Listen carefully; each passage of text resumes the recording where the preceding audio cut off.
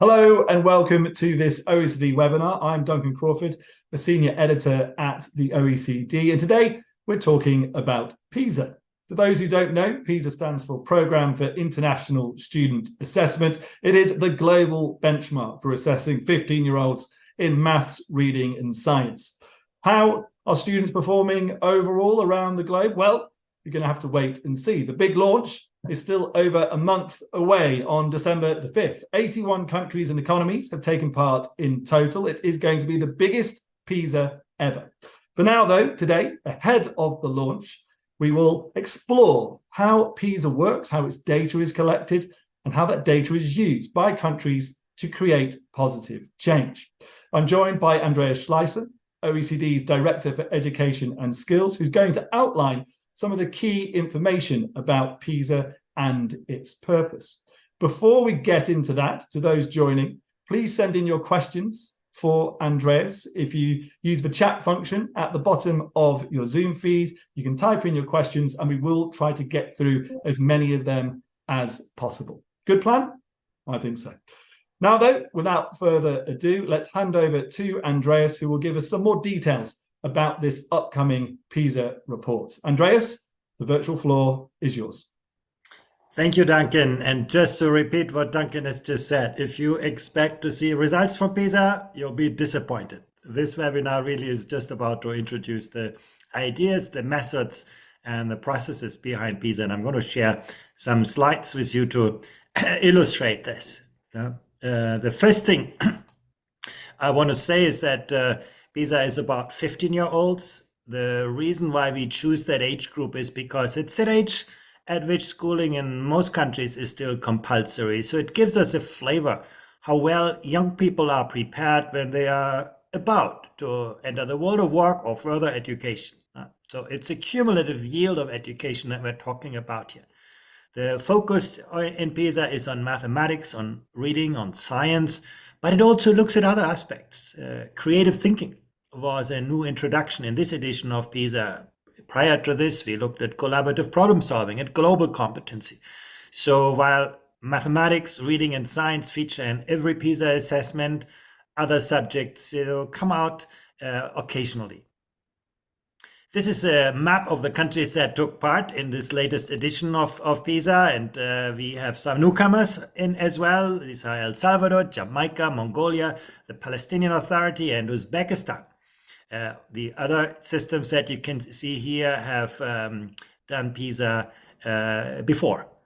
But it's a growing group of countries that are interested in seeing where the education systems fare on a global scale, the premier metric for measuring educational success, which is what PISA aims to be and is. The results will be released on the 5th of December 23 this year, and they will consist of 2 volumes.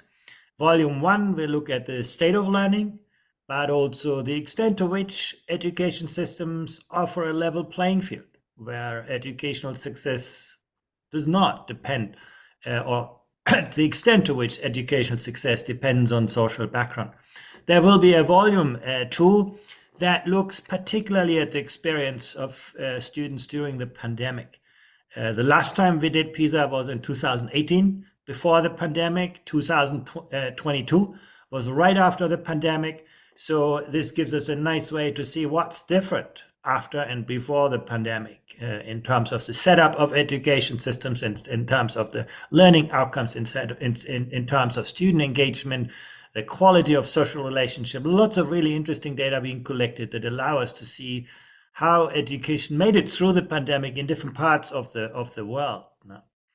And we are particularly interested in which education systems proved to be resilient to the disruptions which the pandemic provided. So which made it in terms of, maintaining at least or even improving mathematics performance.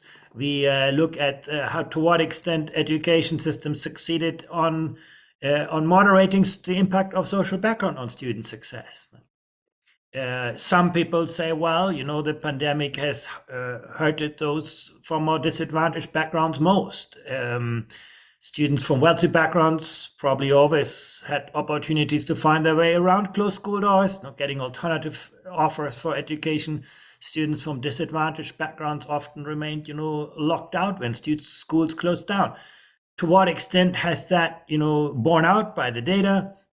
How has this borne out? How has this played out in different parts of the world, in different education systems? I think it's a really interesting question as well that PISA looks at. And then last but not least, education is not just about academic success. We put a lot of emphasis on the well-being of students, particularly on their sense of belonging in school. And to what extent has that changed during the pandemic? And again, what are the factors that are associated with this? And that brings me to the next slide. We look at what systemic individual school factors relate to resilience. Now we look at the learning experiences that students had during school closures, digital alternatives, remote learning, tutoring, whatever happened. We looked at school life and home support. To what extent were parents engaged? How did they relate to the education of their children? We look at students' pathways through schools. To what extent do education systems provide a more structured offer where students are given specific alternatives, or a more open environment where students have to make choices? We look at the material and resources. Now, to what extent are outcomes aligned with needs? To what extent are resources aligned with needs? And we look at issues around governance. Very interesting question. To what extent do teachers, do schools have a say in decisions that are being made or are held accountable for the consequences of their actions? So those are characteristics that we are studying in the second volume to understand what made systems more or less resilient.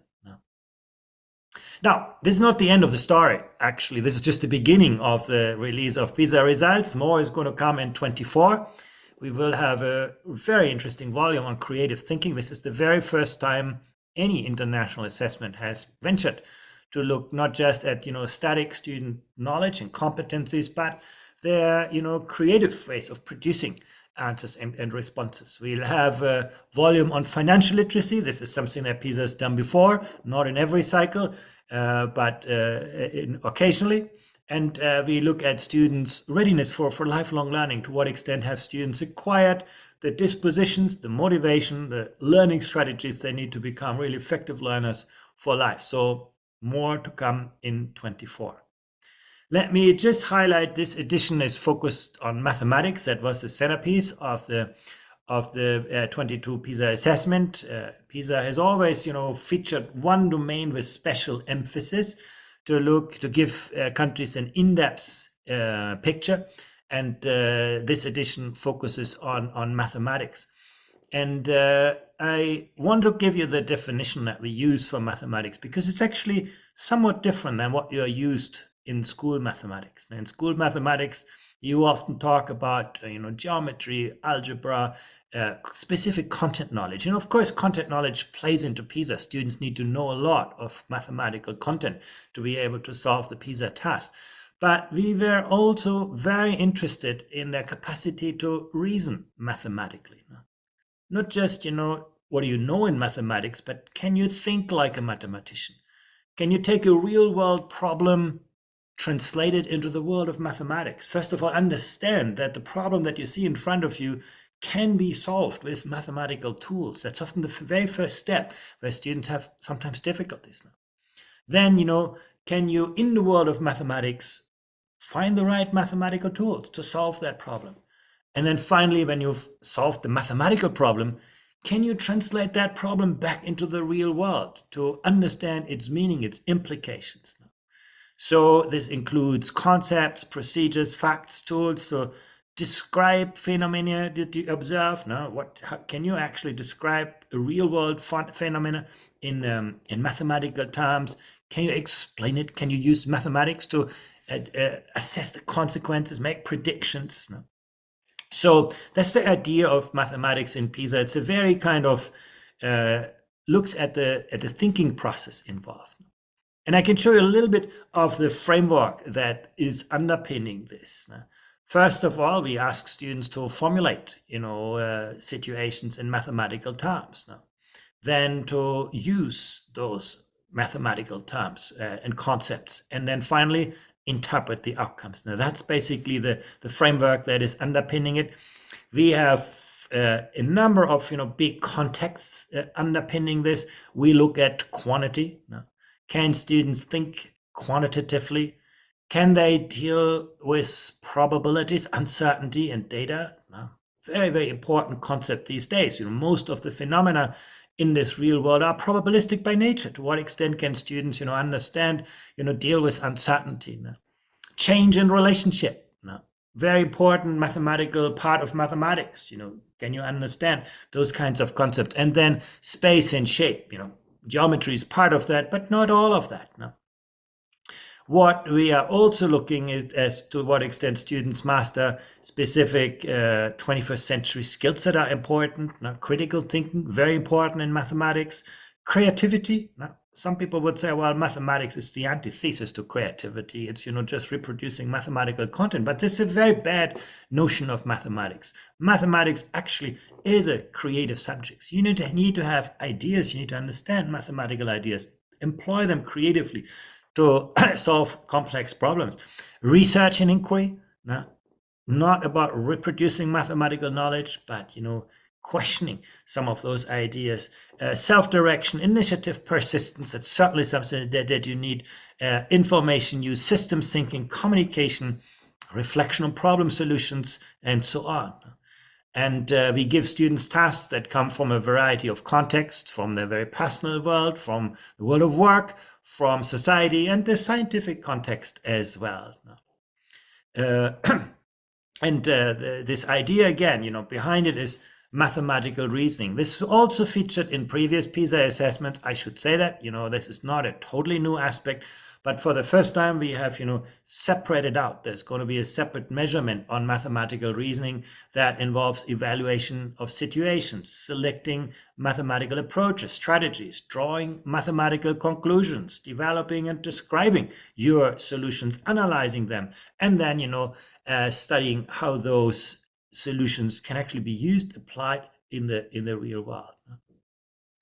Well, I wanted to introduce one more feature that is new in this edition of PISA, and that is a broader range of outcomes that we will be summarizing in PISA Happy Life Index. It's not much of this data has also been collected in the past in PISA, but we believe that after the pandemic, it is important to look not just at academic outcomes, but a broader range of important student outcomes that PISA captures. Of course, there is academic performance. I already talked about that. What do students know, what they can do in the 3 subject areas? But there's also psychological well-being, the extent to which students experience positive emotions. Are they satisfied with their life? Do they believe their life has meaning and purpose? Aspects that probably also the result of a good education. Very important, agency and engagement. To what extent are students not just passive consumers of prefabricated content, but develop agency, can mobilize their cognitive, social, emotional resources to do something. Very important aspect of PISA, growth mindset. We studied that in the last PISA assessment. It features more prominently in that concept of agency engagement as well. We look at student resilience. Students believe in their ability to get around stressful, difficult situations. To what extent are they confident in themselves? To what extent are they confident in their autonomy as learners? We look at students' engagement with school. To what extent do they value their time at school? To what extent do they study hard, put effort in their studies? And to what extent do they contribute to a productive, positive disciplinary climate in school? So that's also an important outcome that we look at. We study the quality of relationships, community vitality. Now that captures both the quantity but also the quality of students' relationships. Now, it looks at the extent to which students feel accepted and appreciated by their peers, and whether they perceive support and care from their parents, from their teachers, and all aspects that we looked at coming into this. Then, quite interesting in an international comparative perspective, to what extent do students put their time in studying, as opposed to leisure. Now, we know that the school length varies a lot across countries, so does homework, all of those things. So how does this play out? What are the effects? We look at the material and the cultural well-being of young people. And last but not least, their openness to diversity. To what extent do they appreciate different ways of thinking, different ways of working? How open are they to people from different backgrounds, different cultures, and so on? So dimensions, not all of them are new to PISA, but for the first time, we're going to kind of put them all together and put them on par with academic performance to give, countries a really good picture of a more holistic set of learning outcomes. So that's going to be another interesting feature. Last point I want to make is that this is a sort of special edition. It is very clear that it was tough to conduct PISA in the year immediately after the pandemic. To some extent, schools were still closed or just reopening. They had logistical difficulties. Now, some schools might have also said, look, after the pandemic, we have other things on our mind. It was sometimes harder to recruit schools, to get them to participate, and so on. And in most countries, it worked really well, and I must commend the countries that did a tremendous job of conducting PISA, this very complex survey, under these difficult conditions. But there will be some countries where we will have to provide some annotation where, they may not have reached the full set of responses. Not all schools might have participated, and so on. We asked those countries to study to what extent those, diversions from the very strict PISA technical standards might have had implications on results. And there is a small group of countries where you can say, yeah, probably there was a little distortion in the results, and we annotate them. And that's a group of 5 countries in that category. And then there was another group of countries that did not meet one or more of the PISA sampling standards. Again, usually this is about not finding enough schools to respond. And we don't have good enough data to actually know for sure to what extent there is some potential bias in the results. And these include Hong Kong, Jamaica, Latvia, and 5 other countries. So there are eight education systems in that situation where we have to flag results. We still publish all of these results because we're quite confident that roughly they are comparable, but readers should just know there's a little caveat. We need to look at, some of those implications of those kinds of distortion. So that was really all I wanted to say about PISA 22. I want to go back to the past and, give you a flavor of what PISA has actually done in countries. I think that's a question we all have, to what extent do those results actually lead to changes, to improvements in education? And there are various ways in which PISA has played out in this sense. I just want to give you a sort of short flavor of this. The first that PISA always offers is to just see what is possible in education. Sometimes, we think, well, we have struggled really hard. We don't see much improvement, or we see a little bit of improvement. Can we do better? And, you look outside of your window, you look to the next school, you look to the next country, and sometimes schools under similar conditions do achieve a lot better results. In in the 2012 PISA assessment, we had the region of Shanghai in China participating in PISA, and it was the top performer. And the British Minister of Schools in those days said, well, I want to study what they did. I want to learn from them. And she used to be a mathematics teacher herself. She was really, really interested in this. So she went to Shanghai. And actually, she was very impressed, because people had told her, oh, this is just because there's a lot of pressure on those kids. They have to study hard, but it's all about rote learning. And when she went to classrooms in Shanghai, she found, no, they were actually using really interesting pedagogies. And they're very, very strong in teaching students mathematical ideas, mathematical concepts. So she invited teachers from Shanghai in China to actually come to Britain, and there have been lots of teaching exchanges. There was lots of exchanges of curriculum material. And that's really a good example. We can see actually many of those examples across the world where people have looked outwards, seen what's happening around the world, and you can never copy and paste those experiences. But the first thing you can see is simply what is possible, what I can learn, what I can translate into my own context. You can place national standards into a broader perspective. Brazil was the first country beyond the OECD membership that applied for PISA in the first PISA cycle. And when I received a call from the presidential office in those days in Brazil, and they asked for this, I was actually very surprised. I asked them, oh, that's really interesting. Of course, you can participate, but why would you do that? You're still a country in a much lower state of economic development, and probably your results won't be that great.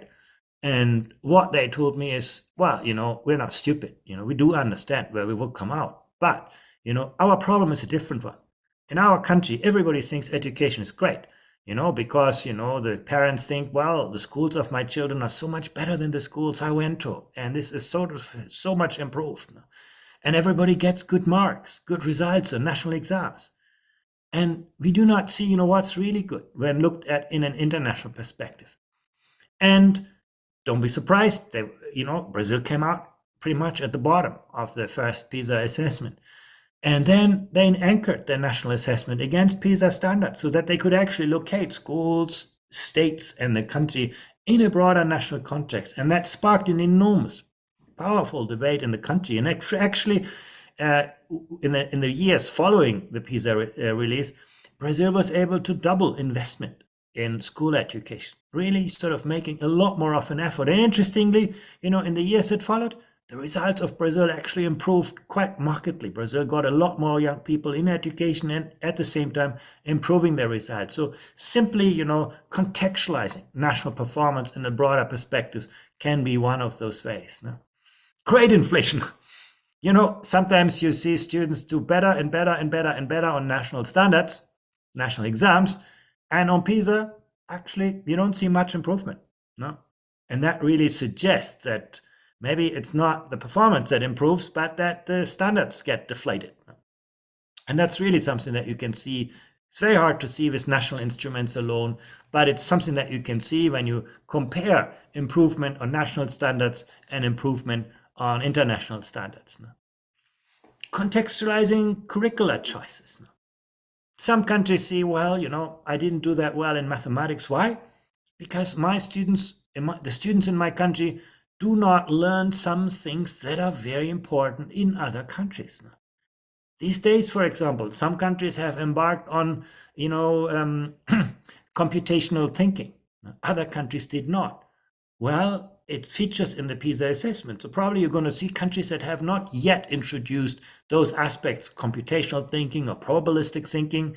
They're going to see that in their results, and they can ask themselves the question, maybe we should introduce the subject, or they say, no, this is not relevant for us, but it allows you to look at what you teach, the content that is being covered in the context of what is being covered in other countries. And we have plenty of really interesting examples of this. In fact, in that sense, PISA has stimulated a lot of curricular comparisons. Countries are now looking much more actively on what others teach and why.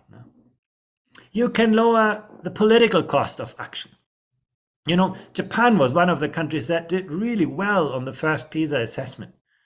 But, the Japanese were not happy with this, because when they looked at the results in more detail, they saw, well, our students are actually very good on multiple choice questions where they just have to reproduce answers. But our students really struggle when they have to answer open-ended tasks. That's really, really hard for our students, and we would like to introduce them. But, in Japan, many people say, don't touch the education system. It's working well, it's delivering good results, don't change it. Well, what the Japanese could tell to their population is, well, in other countries, students do better on those kinds of tasks, and they teach those kinds of tasks. So it made it easier for policymakers actually to introduce those changes, because they could show actually where this is done with what success. And at the same time, PISA does not only lower the political cost of action, making it easier for policy to do certain changes, to introduce certain changes, but can also be used to raise the political cost of inaction. My country, Germany, is a great example. In 2000, the education system was pretty complacent. Now, everybody thought, well, education is great. Everybody goes to school. We have a long tradition of education, a well-working economy, so everything seems to be working well. Well, then came the PISA results and showed, well, the results are good for some, but not for everyone. There were large social disparities in outcomes. And overall, the outcomes were not as great as people thought. And that put a lot of pressure on the education systems to improve. Germany introduced national standards. It introduced a much greater support for students from disadvantaged backgrounds, including immigrant students. It strengthened significantly early childhood education and care. So this was done because PISA put a certain degree of pressure on the system to improve. And last but not least, you can generate interesting hypotheses. No? What makes education systems succeed? What underpins education systems that do well or that have seen rapid improvement? It's not always possible to validate those hypotheses because PISA does not allow to answer, cause and effect question. It's just a snapshot, a cross-sectional survey, not a longitudinal study, a truly longitudinal study. But you can build hypotheses and then combine PISA with other methods to study that. That's just to give you a flavor of what to expect. Thank you so much for that, Andreas. Really interesting. All of that absolutely packed full of information. And we've had loads of comments already coming in on the chat and lots of people saying hello as well. So hello to Amanda in Scotland, Radita in Romania, Jacqueline in Scotland. We've got people writing in from Malta, Philippines, Brazil, India, US, Spain, Poland. I could go on. So it truly is an international event, this webinar, with a truly international audience and lots of interest in all things PISA. So to get things going, Andreas, I'd like to give you a bit more of a break after that long presentation, but if you've had at least a few seconds to have a breather, here is a first question for you. How does the OECD ensure that the PISA tests remain confidential and secure? I mean, it's a huge operation, obviously, involving many hundreds, if not thousands of people across dozens and dozens of countries and economies. So how do you keep the information secure? Well, the first is we do not publish the items in any form after the assessment. We publish a small set of tasks that are not going to be reused, but by keeping the items confidential, that's the first step. Then we have very elaborate security procedures in the assessment. Basically, each and every of the tasks follow a strict protocol with signed confidentiality statements. They're only given to test administrators right before the assessment. So there's quite elaborate procedures in place to ensure the confidentiality of the assessment. But afterwards, we have many ways to check for that, actually. When we actually get the results, we study very carefully to what extent there are patterns in the results that suggest that, students have been given, some clues or had, some special training. You can look at whether tasks function very differently in one country from others. So there are many ways how we can actually not only keep the item secure, but also assess to what extent security has been adhered to in different countries. And to those who don't know, how does PISA measure the performance of education systems? Yeah, PISA is basically an internationally agreed test, a standardized test that is given to all students in the same way. We look at basically the quality of learning outcomes. To what extent have students mastered what countries collectively believe is important? The whole process starts with actually, and this is the most difficult part, countries agreeing on a framework. When we talk about mathematics, what kind of mathematics is most important? What do we want students to be able to do? Now, that's what I try to introduce at the beginning, the kind of ideas and frameworks. Then countries work together to build that test. And that's another elaborate process because we need to ensure that that assessment works across countries, that it works across languages, that it works across cultures. So there is a significant effort going into adapting, localizing the assessment, making sure that it remains standardized, that the task have the same, focus on the same cognitive abilities, but at the same time also reflect the cultural and context in which students learn and schools operate. And then last but not least, the test is adaptive to the extent that actually students get different packages of the test depending on their ability, because it's digitally delivered. We are able to actually do that. So it's a quite elaborate and complex process, but it's basically an assessment where students have to show that what they know, what they can do with what they know, and also their attitudes towards learning. Great. Thank you so much for that. Here's a question for you from Van Davy, who writes that around the 2005 PISA report, there was a data set that showed 61% of students were bored at school, despite 90% of them being happy with their teachers. And he goes on to say that the OECD has not asked this kind of bracket of questions since, he believes. Is there a reason for that, he asks? Well, actually, we have much further elaborated those kinds of questions. And simply to see to what extent students are interested and bored doesn't give us many clues on what to improve. But in the latest PISA, we look in much greater detail to what extent, do field students, interested and engaged? To what extent do they believe school prepares them well for life? To what extent they believe, school has taught me things that are meaningful for me? We look at the quality of student-teacher relationship. To what extent do students feel that their teacher understands who they are, who they want to become, accompanies them? So we have not asked that same question, but further refined that question to get a much more detailed understanding on the extent to which there is a good match between what young people at age 15 expect and how well the system serves those expectations.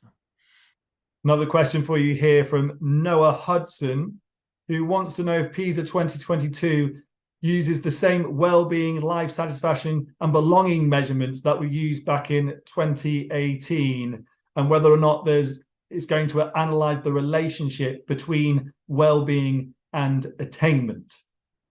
Yeah, absolutely. These two questions remain the same, but we have also introduced many more dimensions. The index that I showed at the end encompasses now 8 different aspects, of which life satisfaction and student sense of belonging, well-being are a part of. So yes, we can observe how those specific features have changed, but I do believe we have a much more interesting and complete picture of students' well-being and sense of belonging now. Thank you for that, Andreas. Plenty more questions coming in for you as we speak. Here's another one for you from Kasia Jasanuska, who wants to know if it's actually possible to combine the scores from science, maths and reading that students or countries get in PISA to get one score, overall score per student. And if so, would you recommend any resource that could help with that? It's a very interesting question. We have asked ourselves that many times. Technically, that's quite easy to do. The simplest way would be to build an average of those 3 scores. It gives you a sense of overall outcomes. And many people would do that. And personally, I must say I have a lot of sympathy with this.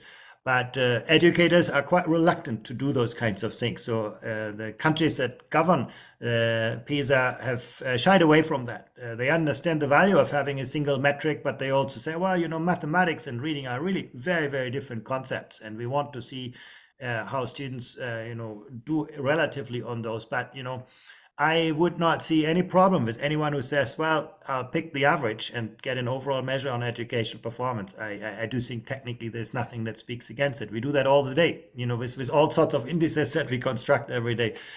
So I think it's technically possible, but the members of PISA have chosen not to do that in our international reports.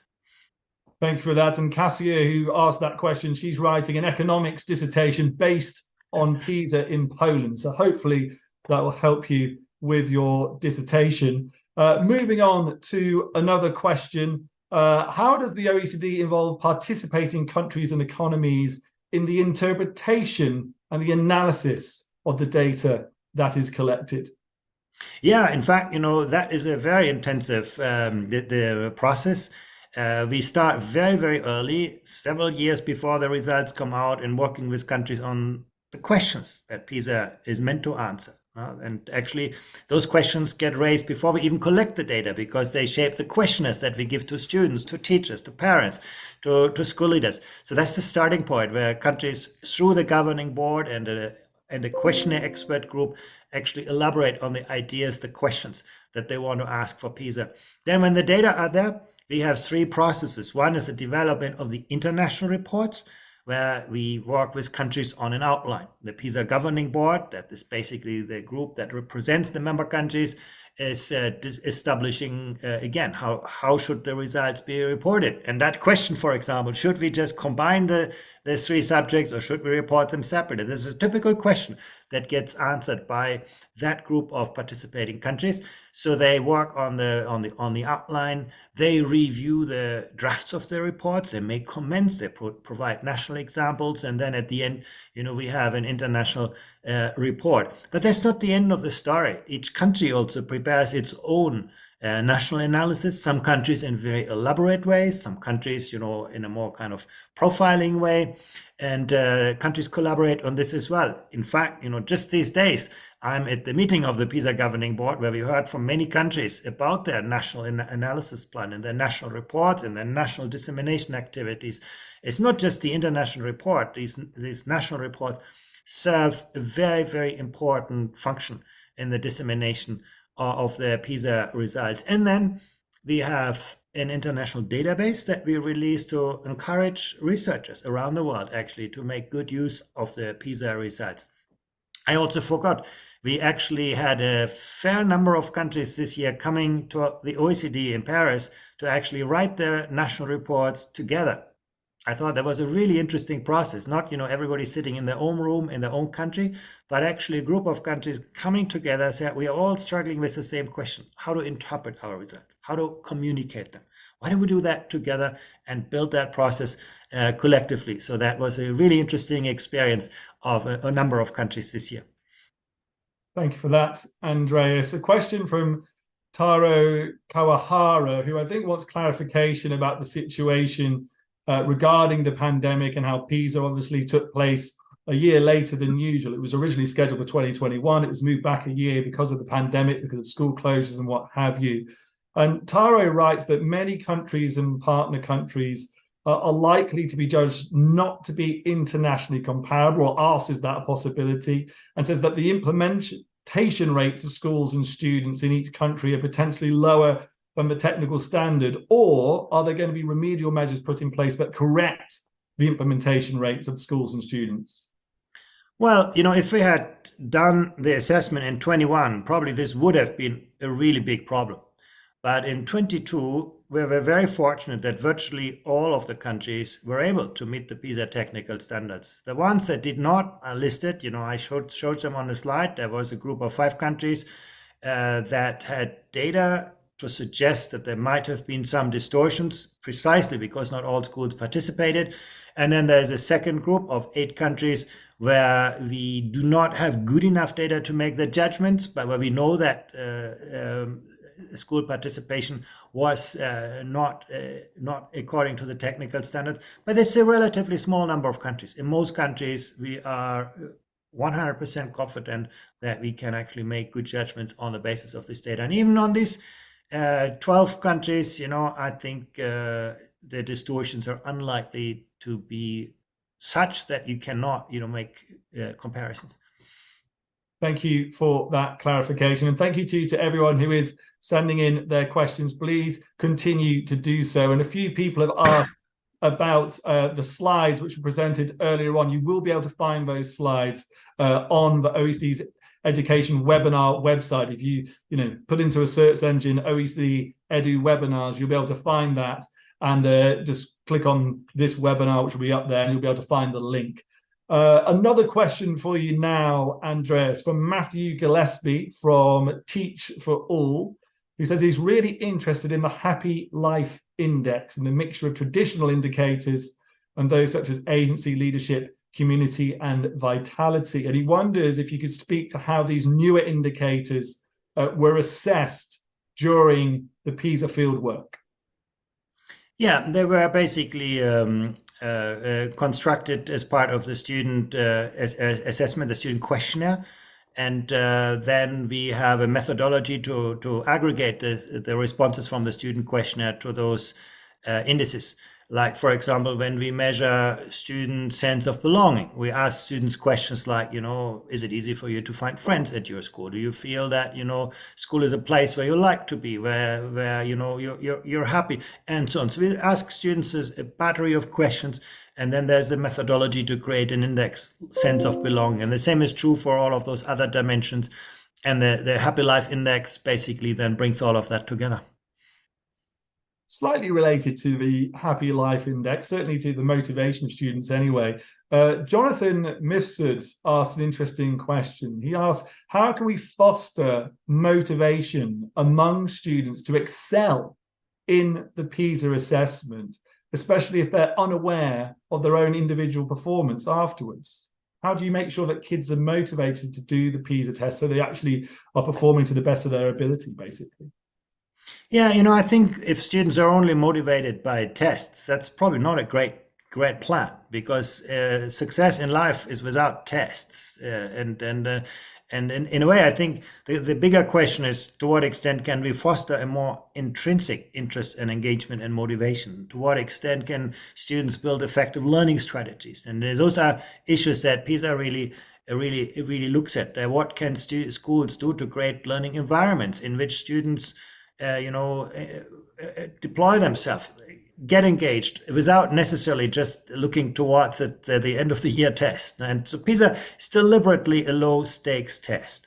We do not want to know how well can students perform under maximum pressure when the results count for life. No, we're not interested so much in this. What we're interested in is, how well do students perform in a normal situation? Because that's what you're going to face every day in life. In life, you're not always under high pressure, but we're very much interested in that kind of performance under realistic circumstances. So intentionally designed as a low stakes test, but actually PISA then asks students to what extent they took this test serious, to what extent they applied their best. So we actually have answers to that question through the PISA questionnaire. And they're quite interesting, actually. You can actually see that, yes, those answers often differ across students, across countries, even to some extent. And that of course needs to be taken into account when looking at the results. But once again, we want this to be a low stakes test. And I've actually lost the question in the chat, but someone was asking where they can find this PISA data, if it was available in their country. And yes, you can go to the OECD website, look up PISA, and you'll be able to find the latest PISA data on the website and analyze until your heart's content. Another question for you now, Andreas. Do you see teachers in schools and universities changing their teaching practices in any way as a result of PISA results? Well, PISA probably doesn't influence the work of teachers directly. What it does, it often influences curriculum design and implementation. I can give you an example. In the year 2000, when PISA was first conducted, most curricula, the learning programs for students, were content-based. Students were taught a specific kind of mathematical, scientific content. Well, PISA introduced that notion of competence. To what extent can you use what you know? To what extent can you extrapolate from what you know, apply your knowledge in novel situations? Because, in the world in which we live, the world no longer rewards you just for what you know. Google knows everything. The world rewards increasingly for what you can do with what you know. So we introduced that notion back in 2000, and actually many countries took that to heart and changed their curricula to create more kind of open-ended learning environments where students needed to produce answers rather than just to reproduce knowledge, and so on. And that, of course, then trickled down to educational practice in the classroom. So PISA speaks largely to the educational systems. I can imagine that there were some teachers who looked at the results and said, oh, this is really interesting. I want to learn from my colleagues. Take again the example I mentioned in Britain, where Chinese teacher came to the UK and vice versa, and they collaborated. They learned from and with each other. So there were examples like this, but the big, delivery chain really from PISA is through the system. Thank you for that, Andreas. And another question for you now from Roman Fawazani, who wants to know if you can elaborate a bit more on what you were talking about earlier on as to why PISA data is not optimal for inferring cause and effect type of relationships. Many readers often interpret, for example, groups mean difference, such as the effect of those groups, etc. Apologies, I can't actually understand the end of that question, but if you can elaborate on why PISA data cannot infer cause and effect type relationships. Yeah, if you want to study cause and effect, you really have to do an experiment. You have to, have two groups of students randomly chosen, one where you introduce a certain treatment, a new variable, the other where you don't, and then at the end you compare the results. You track those kinds of students. That's not what PISA can do. Basically, PISA is just a cross-sectional photograph of the situation today.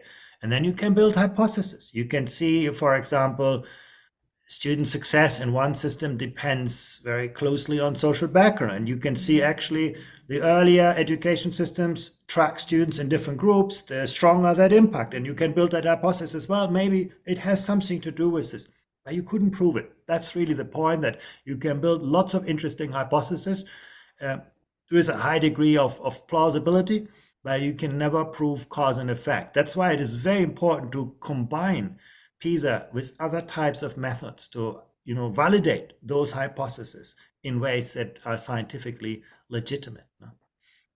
Thanks for that, Andreas. And a question for you now about the scale of PISA. The upcoming PISA report has 81 countries and economies taking part, so it's larger in scale than ever before. But a question from Marguerite Clark in Washington, D.C., who says she thinks many countries want to participate in PISA but are concerned that their student performance is too low to be picked up on the PISA scale. She asks, is it possible for PISA to develop a test that can pick up on a fuller range of achievement? What are the pros and cons of doing this? Well, actually, to some extent, that is what PISA has done over the last years.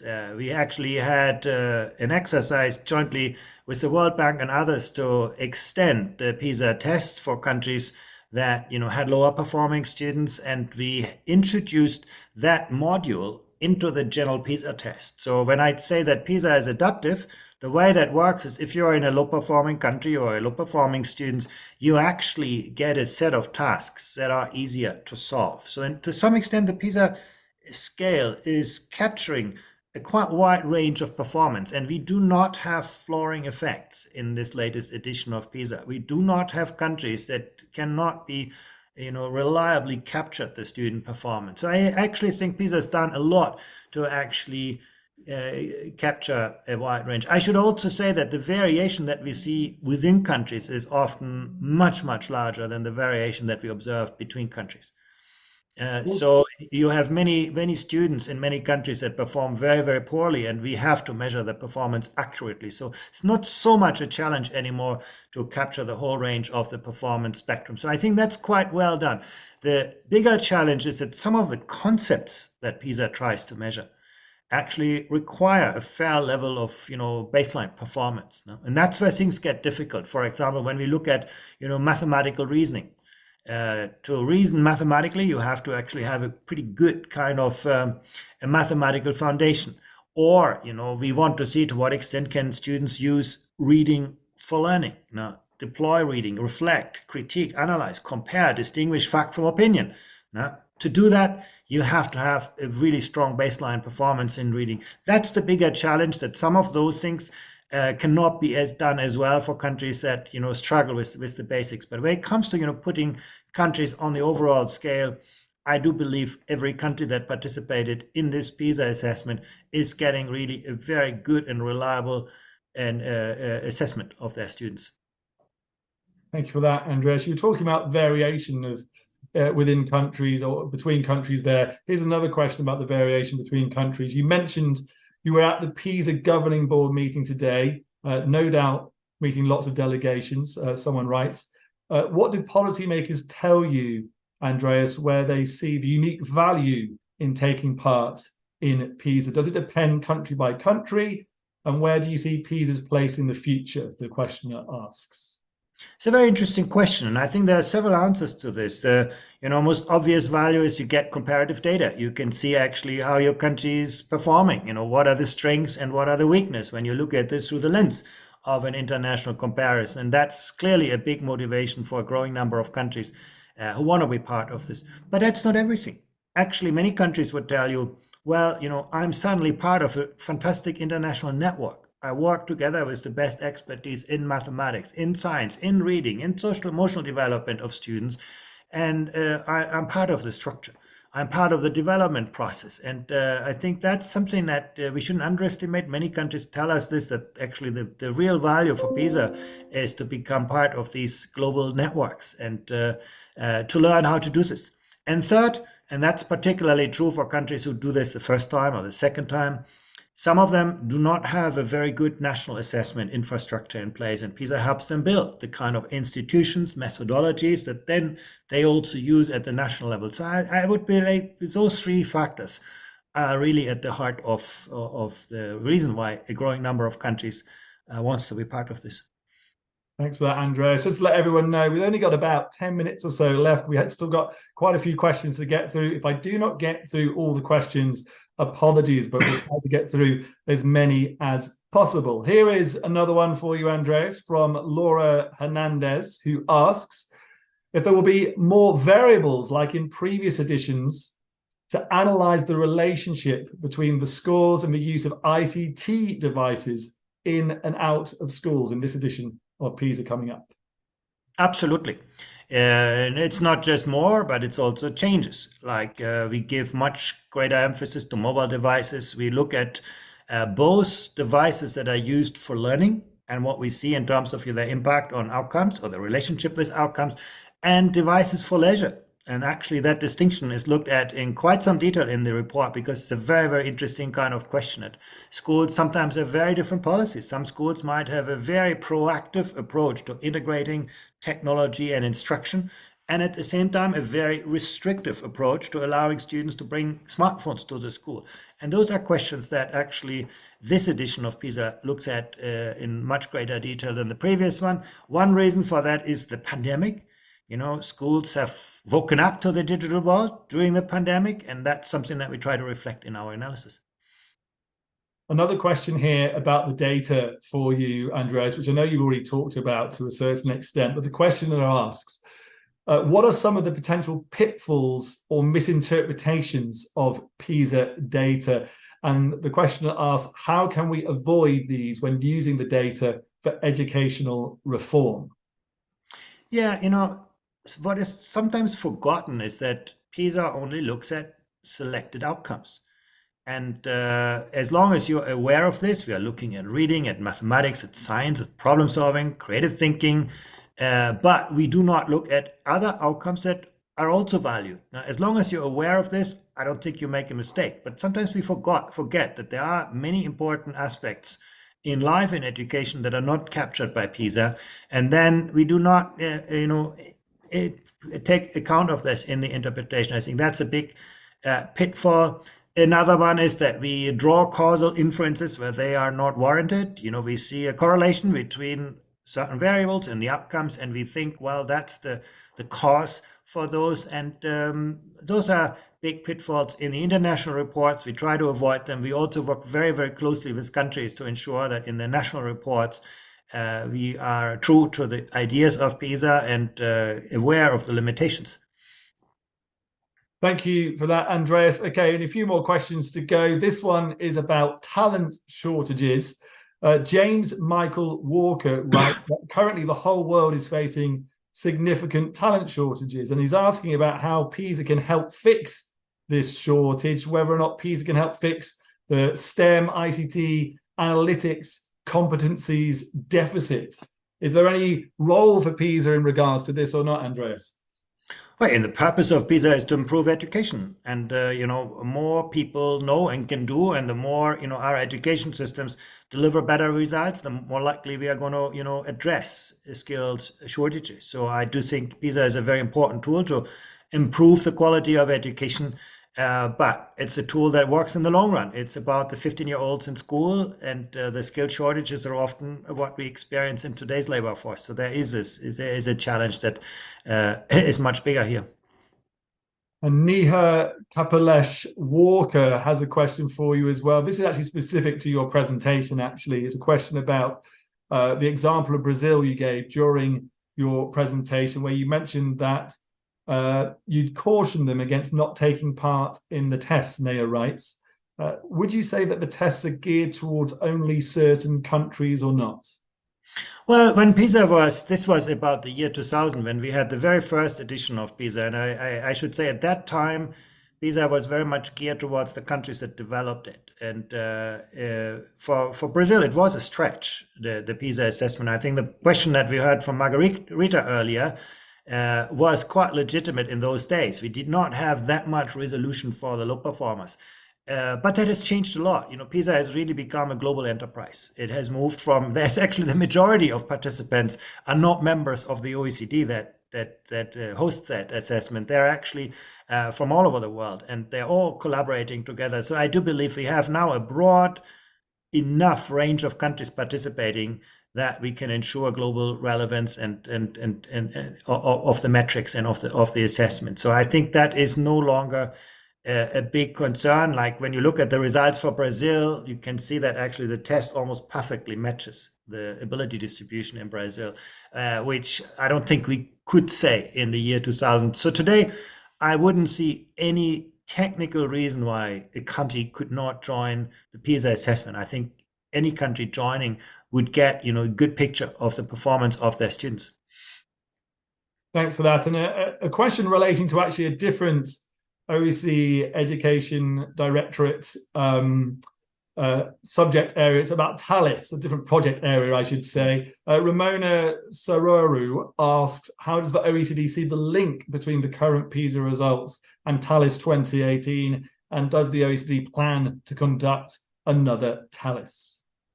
Yeah, absolutely. TALIS is a very important survey because it looks at the supply of education. It looks at the teaching force. And we all know that the quality of outcomes as measured by PISA can never exceed the quality of teachers. So studying the teaching force, studying their working methods, studying the pedagogies, studying the work environment, the work organization, as a support mechanism, the professional development will remain an important task. We will have another round just next year in 24, actually, of TALIS going into the field. And we always look at TALIS and PISA in conjunction. TALIS really provides the broader context, or some broader context, for the PISA results. PISA also has its own teacher questionnaire. There's a lot of questions that PISA asks teachers that are more specific to the outcomes that are being measured. But absolutely, TALIS and PISA belong to the same family of surveys. And you can find out lots more about all those products on the OECD website, of course. Just to let you know, there are links now in the chat. You'll be able to find them to the PISA website. Also, there's a brand new PISA in Focus, all about the upcoming PISA report on December 5th, which you can read about there. And also Andreas's slides from earlier on from his presentation are now in the chat as well for anyone who is interested in seeing them again or sharing them with someone else. We are almost out of time. So just one last question to you, Andreas, before some final remarks, I think. I just want to quickly ask you about trends. What have been the notable trends over the past few PISA cycles, and how have those trends influenced the OECD's approach to education policy and reform initiatives? Yeah, I can't talk about this year's PISA results, but if you look broadly, actually, in many countries, education has not that much changed. We see, in fact, a growing gap between what our societies expect and what education delivers. It's a big concern. But as always, PISA provides some fascinating examples of countries that have bucked that trend and actually continue to see improvements between, the early days of PISA and the year 2018. And I think those countries always provide inspiration that actually educational improvement is possible, that social background, poverty is not destiny, that you can actually, moderate the impact of those disadvantages quite effectively. So there's no single global trend. There are some countries that, keep moving forward, and there are a few that fall behind. And for many, the results have been highly stable in a world that actually demands a lot more from people today than it did in the past. Thanks for that. And I know I'm being a bit cheeky asking this, because you just said, you can't talk about the results, and everyone understands that. They're not due out until December the 5th. But what are you anticipating about the results? Are you anticipating any big changes? And feel free just to say no comment. Well, we know what happened in those years. The one experience has been the pandemic and the disruptions of schools. And, some countries that where students suffered very badly from long school closures, other countries that were much better in keeping schools open or maintaining educational provision. Some countries that are very rigid in their design that had a hard time adjusting to new circumstances. Other countries that are very frontline oriented, very resilient. These things probably are playing out in the results somewhere. In a way, PISA is never a surprise. The PISA results are actually quite predictable. When you know an education system, you can pretty much anticipate its outcomes of PISA. Technology as well. We know in the pandemic, technology became the lifeline for education. So education systems that were more familiar with this, more open to new ideas, new technologies, obviously, had an easier play with this. And so don't expect so many surprises. I think PISA is just showing us what we have done in education and with what success.